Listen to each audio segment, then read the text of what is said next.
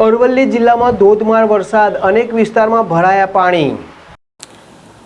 અરવલ્લી હવામાન વિભાગની વરસાદની આગાહી વચ્ચે અરવલ્લી જિલ્લામાં ધોધમાર વરસાદની શરૂઆત થઈ છે। ભારે પવન સાથે ધોધમાર વરસાદ વરસી રહ્યો છે। મોડાસા શહેરમાં ધોધમાર વરસાદ વરસ્યો છે। દ્વારકાપુરી સોસાયટી આગળ પાણી ભરાયા છે। 4 રસ્તાથી મેઘરજ ચોકડી માર્ગ પર પાણી ભરાયા છે। પાણી ભરાતા સ્થાનિક તેમજ વાહન ચાલકો પરેશાન થયા છે।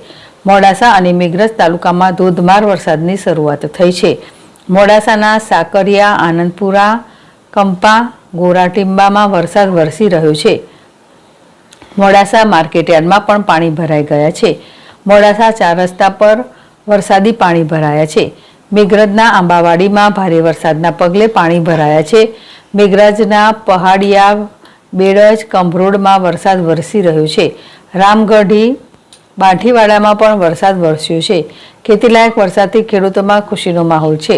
અરવલ્લી જિલ્લામાં સવારથી જ વાદળછાયું વાતાવરણ હતું।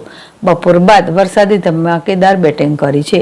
હવામાન વિભાગ દ્વારા આજે બનાસકાંઠા અને સાબરકાંઠામાં વરસાદને લઈ રેડ એલર્ટ આપવામાં આવ્યું છે, જ્યારે અરવલ્લી જિલ્લામાં પણ ભારે વરસાદની આગાહી કરવામાં આવી છે।